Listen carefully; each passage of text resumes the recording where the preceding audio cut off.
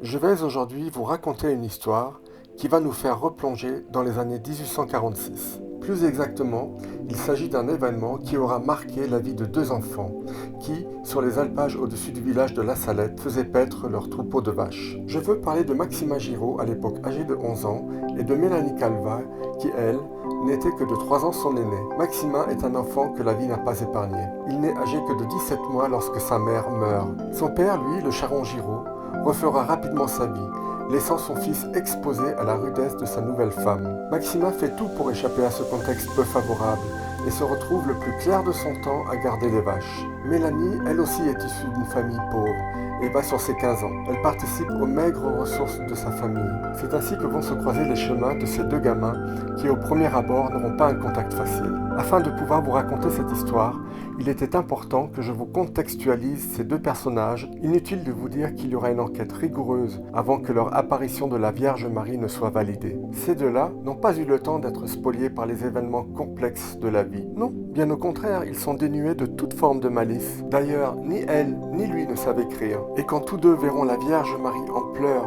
illuminée par une croix posée sur sa poitrine, leur vie en sera à tout jamais bouleversée. Cependant, pendant l'apparition, Maxima, comme à son habitude, était resté joueur. Plus tard, il quitta son village de corps, brinque-ballé d'un endroit à un autre. Sa générosité candide lui aura fait faire quelques mauvaises rencontres. Il reviendra finalement usé, cardiaque et asthmatique à son village natal, pour un jour, une dernière fois, à l'emplacement de son apparition, refaire un témoignage et expliquer.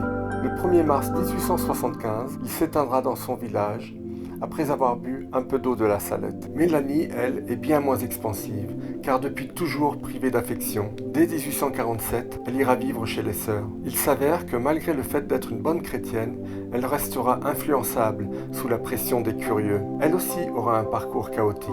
On la retrouvera à Marseille, à Cannes, puis à Chalon-sur-Saône, pour finalement se diriger vers l'Italie, puis la Sicile. Elle reviendra à La Salette en 1902 pour y refaire le récit de son apparition avant de reprendre le chemin vers l'Italie, où elle mourra en 1904. Toute sa vie, Mélanie fut pauvre, pieuse et croyante à sa façon. En résumé, tous deux ont été limités dans leur évolution par le manque d'amour et la misère. S'ensuivit un parcours compliqué fait parfois pour Maxima, notamment d'influences néfastes.